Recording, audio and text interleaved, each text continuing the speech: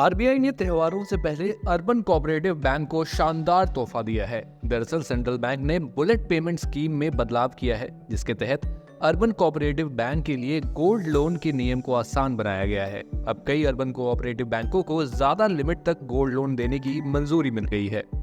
बता दें कि आरबीआई की मॉनेटरी पॉलिसी कमेटी की ये बैठक बुधवार को शुरू हुई।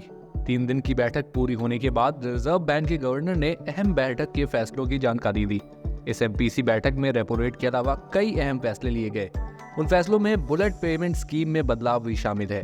वहीं गवर्नर शक्तिकांत दास ने फैसलों का ऐलान करते हुए कहा कि अब बुलेट पेमेंट स्कीम के तहत अर्बन कोऑपरेटिव बैंक 4 लाख रुपए तक का गोल्ड लोन दे सकेंगे। बता दें कि अभी तक उनके पास सिर्फ 2 लाख रुपए तक के गोल्ड लोन देने की मंजूरी थी। हालांकि इस बदलाव का फायदा चुनिंदा कोऑपरेटिव बैंकों को ही मिलेगा। आरबीआई गवर्नर ने साफ कहा कि इसका फायदा सिर्फ उन अर्बन कोऑपरेटिव बैंकों को होगा जिन्होंने 31 मार्च 2030 तक प्रायोरिटी सेक्टर को कर्ज देने के ओवरऑल टारगेट और सब टारगेट को पूरा किया है। ये एक तरह से रिजर्व बैंक के द्वारा अलग अलग सेक्टरों को कर्ज देने का लक्ष्य पाने वाले अर्बन कोऑपरेटिव बैंकों के प्रोत्साहन के लिए किया गया है।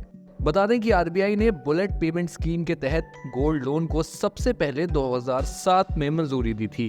तब सेंट्रल बैंक ने स्कीम के तहत 1 लाख रुपए तक के गोल्ड लोन की मंजूरी दी। बाद में रिजर्व बैंक ने 2014 में लिमिट बढ़ा दी। 2014 से अब तक ये लिमिट 2 लाख रुपए पर ही थी, लेकिन अब इसे बढ़ाकर 4 लाख कर दिया गया है। Urban cooperative bank bullet payment scheme या ईएमआई पेमेंट रूट के जरिए 12 महीने के लिए गोल्ड लोन दे सकते हैं। आरबीआई के इस फैसले से अर्बन कोऑपरेटिव बैंकों को काफी फायदा होने वाला है। ऐसे लोगों की संख्या काफी है जो अपनी बैंकिंग जरूरतों के लिए कोऑपरेटिव बैंक्स पर डिपेंडेंट होते हैं। इस बदलाव से उन्हें भी फायदा होने वाला है।